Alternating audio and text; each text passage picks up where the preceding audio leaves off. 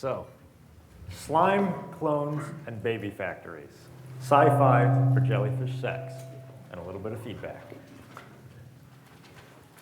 My name is Matt Wilson, and I am a biologist, and as we just mentioned, I am the aquarist at Sitka Sound Science Center. And an aquarist is a subset of a biologist, which means that I am a marine biologist that focuses on animal husbandry.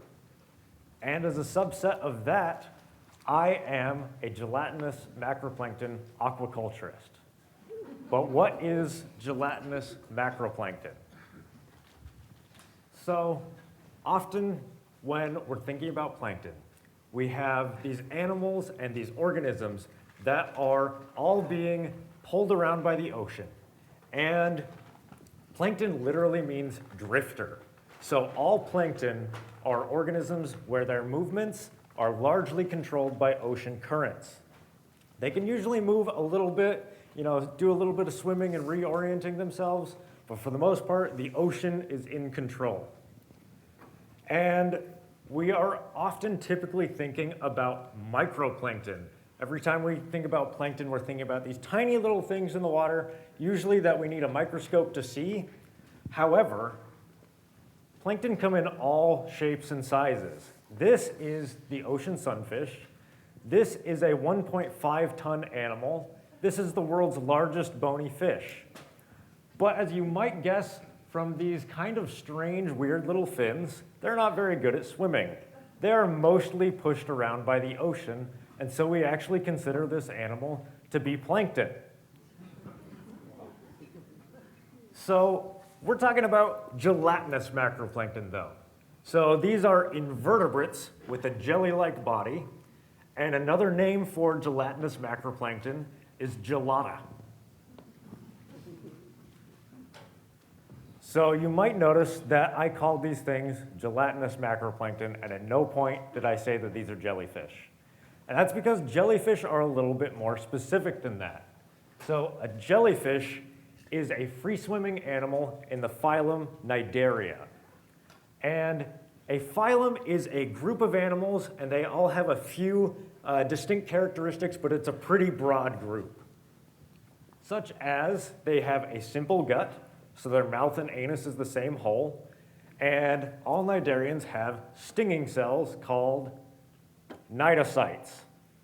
So this includes a lot of different animals like corals and anemones, and they all have this defining feature, these cnidocytes, these stinging cells. So let's take a look real quick before we get into reproduction, and let's just talk about what even is a jellyfish and what isn't a jellyfish. So this is a whole wall of gelatinous macroplankton here. Let's go through a few of these real quick just to see what we know and what we're going to learn about some of these. So we're going to start with this animal. This is a salp. It is not from a 1960s cookbook.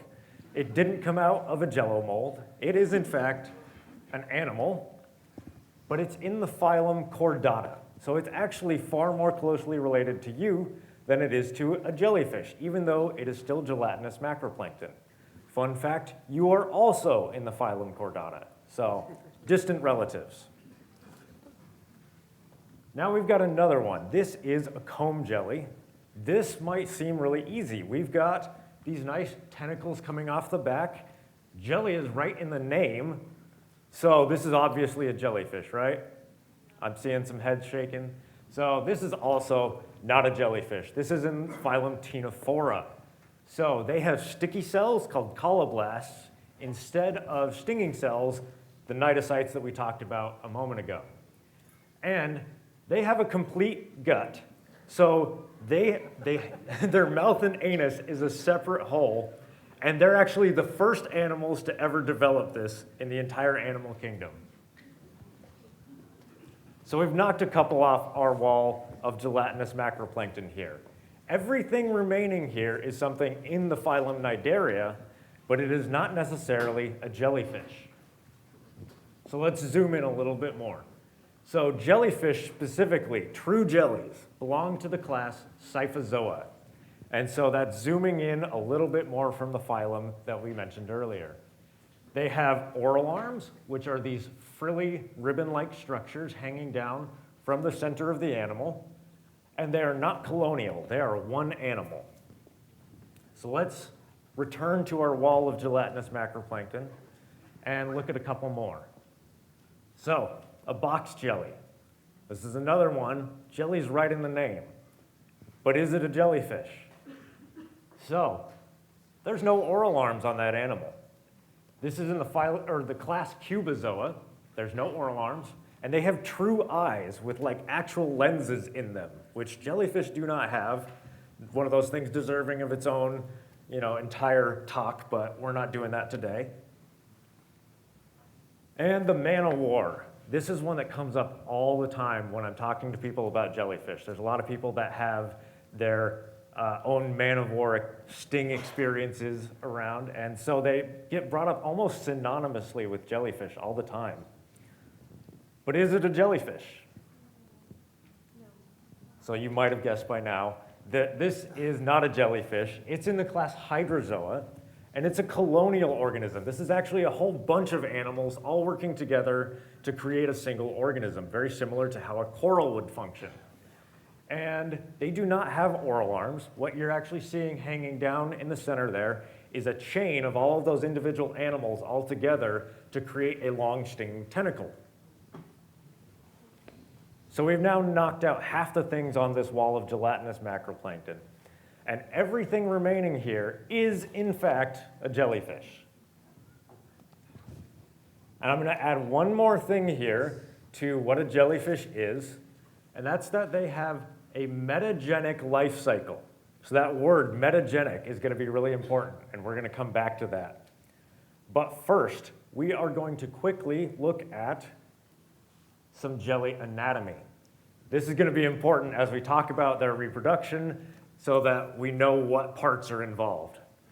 So I've also highlighted a few things here that are going to be especially important in sexual reproduction. And that might seem strange that we have the stomach and the mouth involved in sexual reproduction, but I assure you that's not as weird as it's going to get. And remember that these animals, they have one hole, so that has to be used for multiple purposes. So we're going to get to the actual jelly life cycle here. This wonderful diagram made by my partner, Bree, in the audience. Thank you so much for being my personal graphic designer. We are going to be starting right here at the medusa phase. This is the adult jellyfish, probably the part that we are most familiar with. And sexual reproduction occurs between male and female jellies. They have separate sexes, and the males are going to release a bunch of slime. That slime comes out in big strings that contain sperm, and the females are going to pick that up, and they're going to bring it into their stomach. And they've released eggs into their stomach from their gonads, and that's where fertilization happens, is within the female's stomach. Now, imagine that you're a jellyfish, and you want the best for your offspring. What a lot of invertebrates are going to do, like say lots of worms and sea stars and many others, they're going to do broadcast spawning, something I think that was very recently mentioned. And they're going to throw sperm and egg into the water, and they're going to hope through random chance that they're going to meet, that those eggs are going to get fertilized, and that those embryos are going to develop basically on their own. They're going to be totally defenseless out there. But you're a jellyfish. You've got 500 million years of evolution on your side. You can do a little bit better. So what jellyfish do is they brood. Brooding is where those fertilized eggs from the stomach are going to develop into embryos, and then they develop into larvae called planulae. And they're going to crawl down out of the stomach, and they're going to go onto the oral arms of the mother. Now, these oral arms are protected very, very well by the mother jellyfish because she's got all of these stinging tentacles. Those tentacles are not just good for capturing their prey, but they're also good for keeping away predators. So not only do those tentacles have those stinging cells, the oral arms themselves also usually have stinging cells. This has another major purpose here in that instead of dropping off all of your gametes, your sperm and your egg, and hoping that everything's going to develop in one spot all at once, they can go around and they can drop off these little larvae as they're traveling around on these ocean currents. So instead of dropping everything in one spot, they can spread things out. Drop a few here, drop a few there, and that's going to hopefully get better coverage and survival of their offspring. So the planulae themselves, they look like these hairy grapes. This is a scanning electron micrograph of one. They are very small. Some species you can sort of see them with the naked eye, but many of them you're going to need a microscope for. And they are going to drop off the mother jelly, and they're going to look for a hard spot. And this can depend on what species, where they like to pick. So it might depend on what other animals are already colonizing that spot, or even what other species of jellies might already be there. But once they find that nice spot, things get real weird. So this is where we've made it on our jellyfish life cycle. We've gotten to this point right here. That planula has a metamorphosis that it's going to go through, and it's going to become a polyp. So we have completed this section of the life cycle, and that is the sexual portion of the jelly life cycle. However, in order to get all the way back around, we have to complete an asexual portion as well. We can't just do one or the other. So the polyp is not a baby jellyfish. This is extremely important. They are a separate organism. They have their own mouths. They have their own stinging tentacles. They look very much like tiny little sea anemones. And they are going to do nothing but cloning from here on out. So everything that happens here is all asexual. So the polyps can make more polyps. They can do this in a couple major ways. One is through fission, binary fission, where a single individual is going to literally tear itself in half in order to create two clones. And this is really common among a lot of different animals, including the cnidarians. So we've got an anemone here on the right side, and it is pulling itself apart. It's going to break right there, and you're going to end up with two anemones. The polyps are essentially immortal. They do not age, and they can continue this process as many times as they want. As long as they can continue to eat and gain energy, they can do this over and over and over again. However, they can still be eaten. There are predators of these polyps. Sea slugs are the big ones, nudibranchs. They like to snack on these quite a bit. But this is the key to producing absolutely massive amounts of offspring. There's another method that they can do here, and this one is a little more specialized. So a polyp can basically take a chunk of itself and encapsulate it and stick it next to itself. And what that can do is it can survive bad conditions. So if the water is too warm, if the water is too salty or not salty enough, all of these different things, it can survive all of these bad times. And as soon as the water gets back to where it wants to be, a polyp can erupt out of this. That's what's happening here on, oops, my bad. It can happen right here, erupt from the cyst, and go about its polyp business. And that polyp business is to become strobili. So this is another method of asexual reproduction. This is not the baby jellies yet, but this is where the baby jellies come from. So we've made it to this point in the life cycle, and we're finally getting back to that word metagenic. So metagenic means the creation of something which creates. The polyp is not the baby jellies. The strobila is not the baby jellies, but the strobila creates baby jellies. And it does this through a process called strobilation. So that process starts with the polyp, where it is going to retract its tentacles, and it's going to lose its mouth. Its mouth essentially melts back into its body, and the polyp stretches out, and it starts to stack these little segments on its body. Each of those segments will become a baby jelly, finally. Those baby jellies are called ephyrae. And it looks like a stack of pancakes where the pancake on top is the one that's oldest. And it's going to mature the fastest, and it's going to start to pulse and swim. And when it gets strong enough, it will break away from the strobila and go back up into the water column. And so the strobila is going to release all of these individual ephyra, and when it's done, it can go back to being a polyp. It can do this over and over and over again. It just has to regrow its mouth and be able to eat again in between. So the ephyrae themselves, these are the baby jellies. We've finally gotten to the baby jellies. These are a framework, essentially, for what they will become. They're still missing a lot of what they need in order to actually complete this life cycle later on. And they're usually quite small, but they've got just enough of a head start to get things going. Their job is to eat and to grow.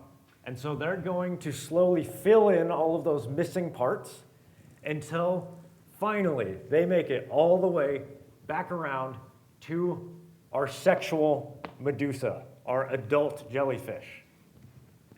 So this has been a little bit of a journey here. And now that you know about jellyfish, it's done, right? That's all we needed to know. Well, biology has this nasty habit of throwing exceptions to all of our rules. So there's a lot of jellies out there that actually don't quite follow this setup. This is the typical method of reproduction, but then we've got things like this. This is Stygiomedusa. This is a 30-foot long deep sea jelly, and as far as we can tell, its entire life cycle happens on its own body. So when we've tried to collect these, or in the rare cases where they've washed up on shore, we've found that a small, fully formed Stygiomedusa sometimes falls out of the big one. So they're essentially giving live birth. We don't fully understand this process, and once again, it's one of those things that's deserving of its own talk. But it's just a reminder that biology is kind of a pain sometimes. But let's actually talk about what I do. I grow jellies. So as an aquarist, I can take this life cycle and I can use that to my advantage in order to get things like my little ephyrae to get back up to baby or get to full adult jelly status. But this takes some equipment and some work. So it takes things like special tanks. This takes special food, and it takes special turkey basters. The turkey basters are not actually that special, but they are a great way to move little baby jellies from one point to another. So jelly tanks, also called chrysals or pseudochrysals, are going to mimic open ocean pelagic conditions. This keeps all your jellies from running into corners and getting stuck or running into too many walls, and it's how we grow them. Whoops, don't let me hit that mic, sorry. But we also have to grow jelly food. So things like lots and lots of sea monkeys and rotifers, these very weird animals with buzzsaws on their face. And then we sometimes also have to grow food to feed to our food, like microalgae. And then sometimes we have to grow jellies to feed to other jellies, because lots of jelly species are medusivores, which means that they eat other jellies. So there's this very simple process here. To grow jellies, you must grow the jelly's food, and the jelly's food's food, and eventually the jellies become the food for the other jellies. Very simple, no problem. So you're sitting there, and you're going, why would you even do this? This guy is a total idiot. I promise that there is an actual reason. And that's that there are a lot of these headlines floating around. If you've been on the internet pretty much ever, you've probably seen a few of these where the jellyfish apocalypse is coming. Jellyfish are going to take over the oceans. There's going to be nothing in the oceans left except for jellyfish. Well, Now that we have learned the jelly life cycle, we know a whole lot more than some clickbait headlines. And we know that if we're seeing lots of jellyfish here, that something is going on here at the polyp to strobila phase. Because remember, these jellies have to come from these strobila. So, strobilation itself is a process that is governed by a bunch of different parameters in the water. Now, these are really great as an aquarist because I can change things like the salinity and the temperature or chemical makeup of the water in order to get jellies when and where I want. It's really convenient. But this also happens in nature on a natural cycle. So let's imagine that a polyp is kind of like a light switch. So the polyp itself is a light switch that's turned off, and when that light switch gets turned on, it becomes a strobila. And so what changes that light switch from off to on is these water conditions hitting just the right point. And throughout the year, what happens usually in late spring or early summer, these water parameters will change and temperatures will rise, and that light switch gets flipped on. Well, it also needs to get flipped off at the end of the year as those temperatures decrease and the polyps go back to being a strobila. So we're going to ask the question, are jellies the problem here? So polyps are reacting to their environment, and we're changing that environment. So what we're seeing with climate change is that as temperatures are getting more erratic and increasing, we're seeing that light switch get flipped on earlier, and we're getting to see it get flipped on and off multiple times per year. And we're also seeing that period that it gets left on increase. And that is what is causing these huge population booms of jellies all over the world. However, we also hypothesize that as temperatures continue to increase, we may get to a point where these temperatures are going to get so high that the light switch gets flipped on and then it gets left on because that temperature never decreases enough to turn the strobila back into a polyp. And so these strobila, remember, they don't have mouths. They can't continue to bring in food and energy. So they'll continue to try and make jellies until they essentially burn out, till they've lost all of their mass. And so we might actually see a huge population crash in jellies as climate change gets more severe. So I haven't necessarily said why we grow jellies yet. I know that was a bit of a tangent, but it gets us back to why we grow jellies. And a big part of that is for research. So this is a project that I was a consultant on. This was a collaboration between the University of Washington and NOAA. And it is really, really helpful when you want to do an experiment that you can control for as many variables as you possibly can. And that's really hard to do if all of the jellies that you want to experiment on, you have to go out to the wild. You may or may not find any, for one, and they're going to be all different ages, they're going to be different sizes, and you're probably going to mutilate them getting them back to the lab. So what we did is we grew jellies for them to do this experiment. So they had a set number of jellies to pull from. They were all the same size, the same age, and they wanted to figure out, do jellies have a favorite food? Which seems like kind of a weird thing to study, except that it was extremely important for these huge population booms that we're seeing, because as we found out, jellies do in fact have a favorite food. They like to eat certain types of plankton more than others.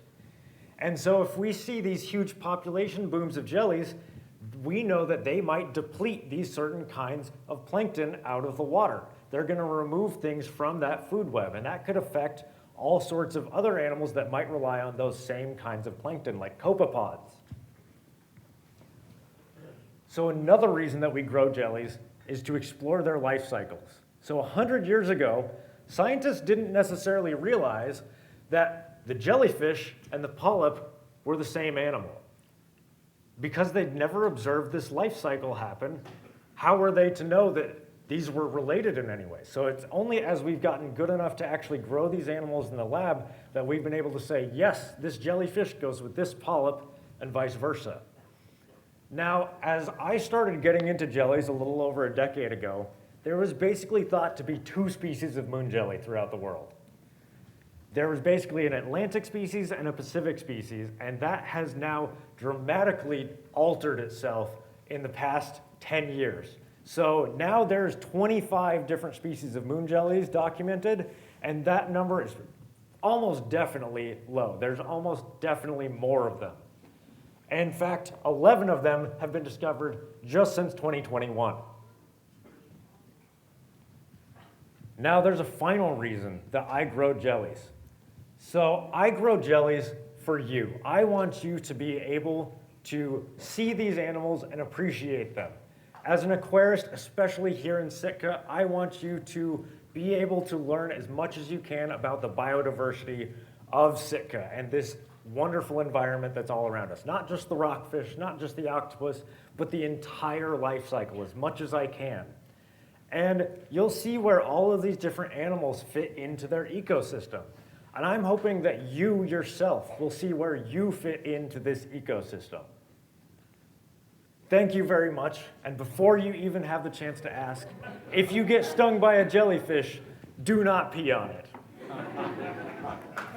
Thank you very much. Thank you so much, Matt, for that great talk and great advice as well. So now we will do some questions from you.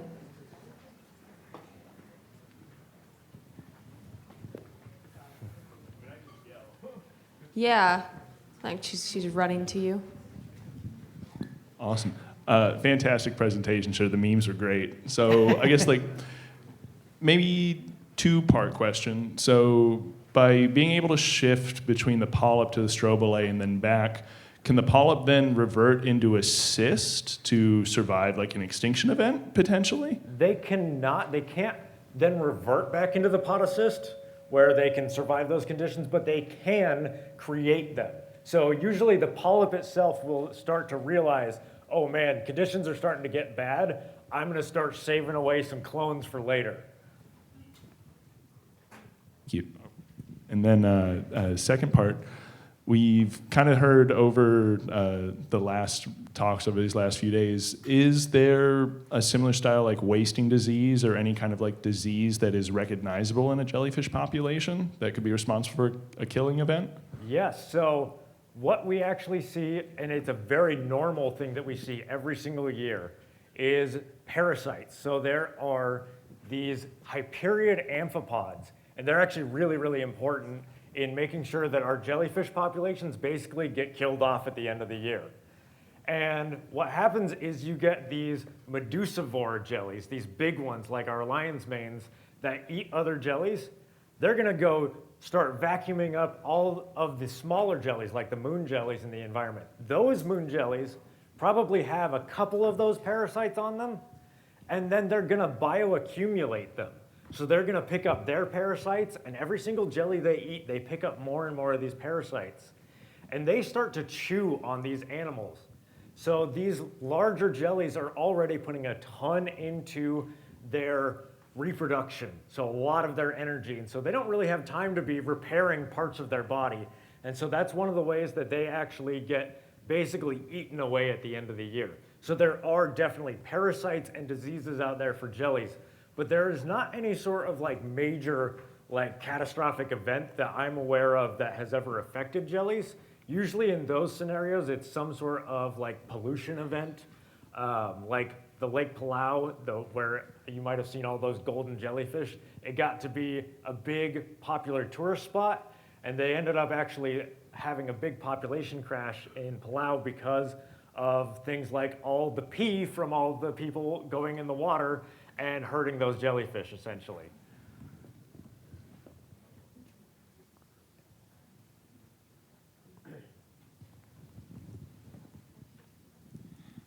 Yeah, we often see jellyfish way up in estuaries and up tidal rivers, Right. But often right before the salmon seem to return. Any idea what they're going up there for? So you've got a couple different things. You've got areas where they're getting swept into, where currents are naturally pushing them and they're congregating there. So a big group of jellyfish is actually called a smack. So it's basically what a herd is for a jellyfish. And so you get smacks of jellies congregating in these areas.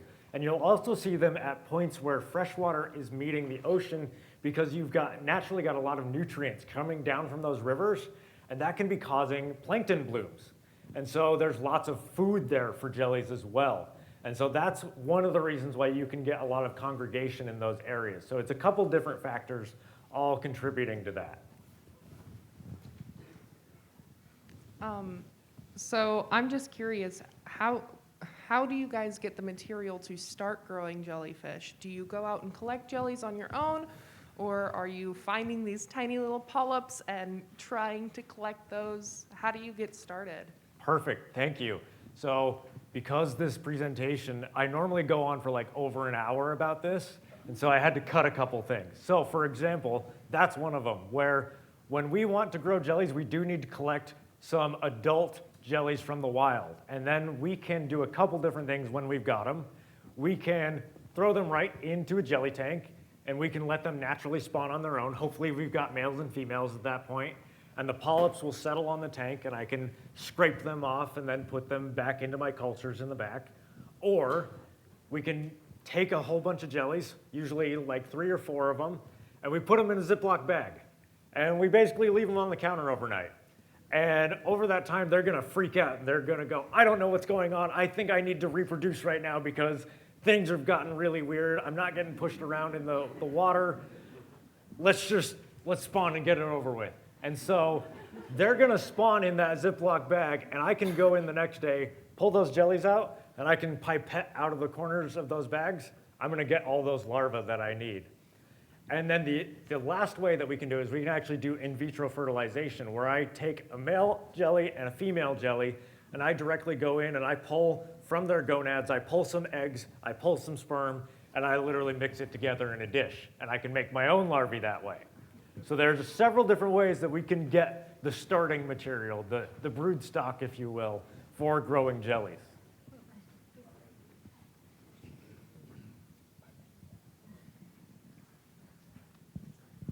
It's on? Okay.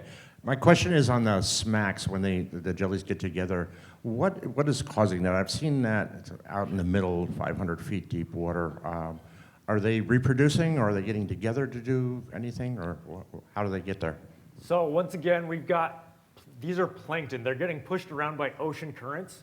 So they're gonna get all pushed together naturally, but we also may be seeing things like their polyp stage, the strobila stage is all in one spot, and they're letting a whole bunch of those guys go, and they're all growing up in a localized area.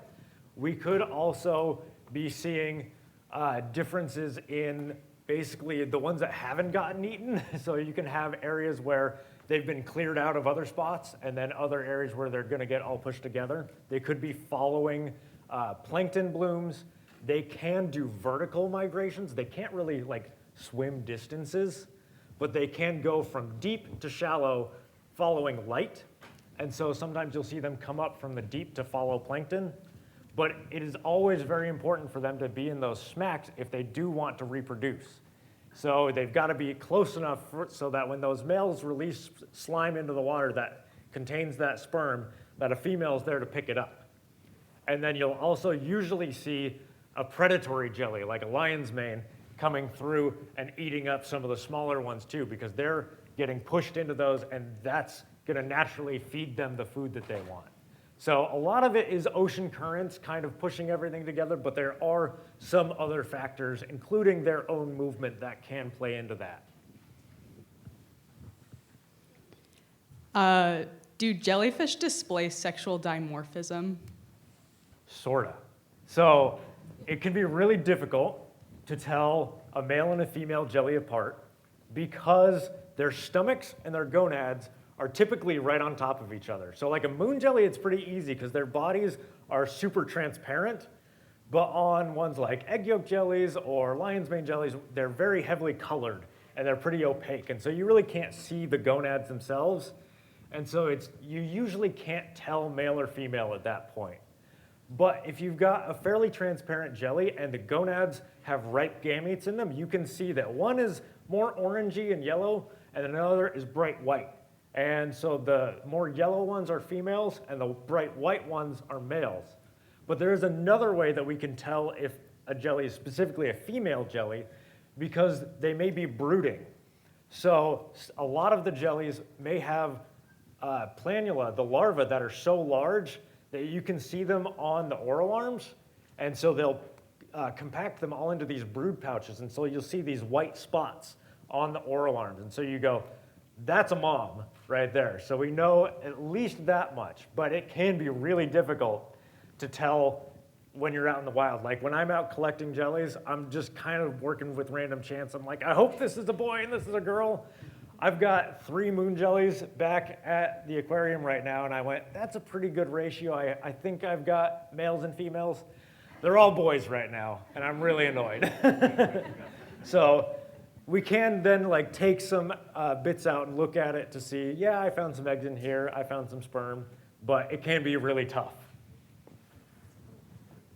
I think you call them strobila, but how long can like the pancake go? Like, how long have you ever seen it? Right. So it totally depends on several factors. So it can depend on how big the polyp was to begin with, because the bigger the polyp was to begin with, so it's eaten a ton of different plankton in order to get to that size, and it basically has to give up parts of its body to make those baby jellies, those ephyra. And so the bigger the polyp, the more ephyra they can produce. And it depends very much on which species specifically as well as to how many they can let go. So we have some that are called polystrobilators, which means that they're specifically going to have lots and lots of ephyra, usually between like a dozen and 20 at a time. But we also have monostrobilators, where that polyp forms a single ephyra out at the end. It kind of looks like a little flower, and only one ephyra is released at a time through strobilation. And then it also always depends on temperature, because the higher the temperature gets, the faster that all of these processes happen. So it can really, really vary. I have definitely seen a strobila go for a couple weeks, and it also depends on what triggered the strobilation response originally. When I do this in the lab, I like to use a chemical called an indole, and that basically forces them to strobilate regardless of the conditions. It's kind of the cheat way, but it's really, really convenient in that if I keep indoles in the water, they'll actually go till they burn out. And so I actually have to physically change the water back out so that they can revert back to a polyp. So it really has a ton of different factors that can manipulate that process. Well, so 2 kind of separate questions. One, do like the fully grown jellyfish have predators other than other jellyfish? Absolutely. And then real quick, 2, when you go out hunting for jellyfish to grow and breed, are you looking for specific types, or do all jellyfish reproduce and operate similarly enough that you're just grabbing any jellyfish you can find? So, a couple different things here. So you said that first one, what other predators are there for jellyfish? We've actually been finding that there are more predators for jellyfish than we ever realized. For example, there are species of salmon that will eat jellyfish. Even cod and other animals like herring will eat small ones. So they are more involved in the whole food web than we originally realized. And there are certain animals like that ocean sunfish that I showed. It actually eats exclusively jellies. And then sea turtles are also another big eater of jellyfish. And then the other part of your question, what was that? Sorry. That was when you're hunting. Right, okay, sorry, I remember. So when I'm going out looking for jellies, it depends on what I already have. So right now, I have lion's mane polyps in the back of my lab right now. And because I have those polyps, I don't need to go get more. I can keep those for years and years and years. I once kept the same group of moon jelly polyps for 9 years, and they were the same as on day whatever as they were on day 1. Those might still be being used somewhere. I honestly don't know. But when I'm going out, I'll look for a species I don't have. So right now, I'm specifically looking for some female moon jellies, and I would really love some northern sea nettles right now. Those are the big ones I'm looking for, but it all depends on what I've got.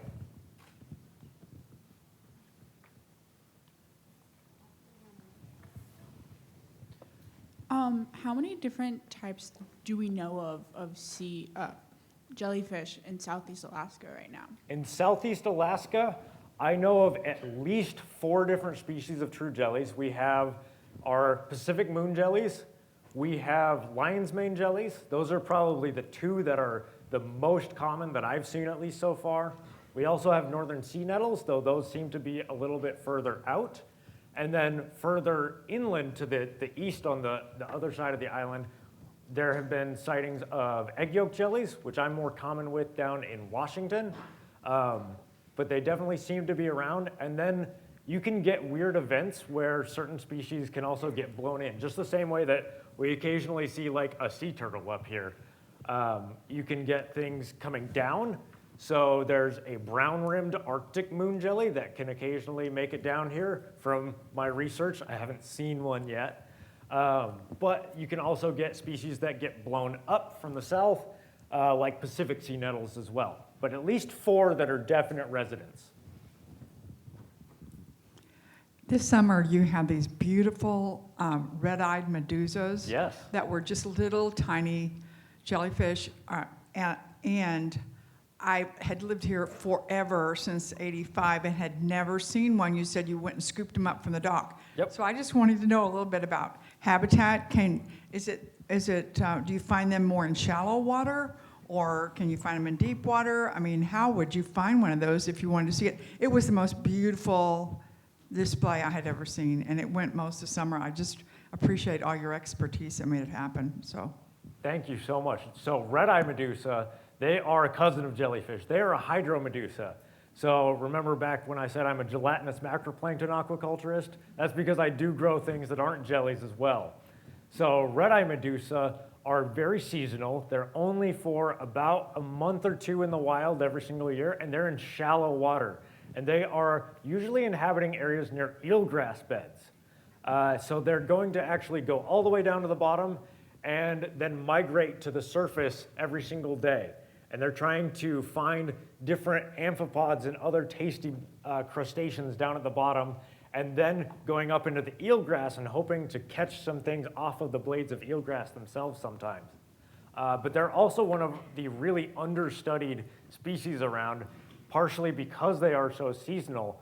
One thing I was actually trying to do this summer was to complete their life cycle. It's never been done before. We've never seen their version of the polyp stage before. I got their larva, their planula, but I was never able to get it to settle out and to see what that would turn into. Unfortunately, I also got COVID at the same time, and so I wasn't in my lab for a week, and by the time I got back to my cultures, things had not gone well. But that's how it goes. I'll try again this year, or next year, hopefully, and we'll see what happens.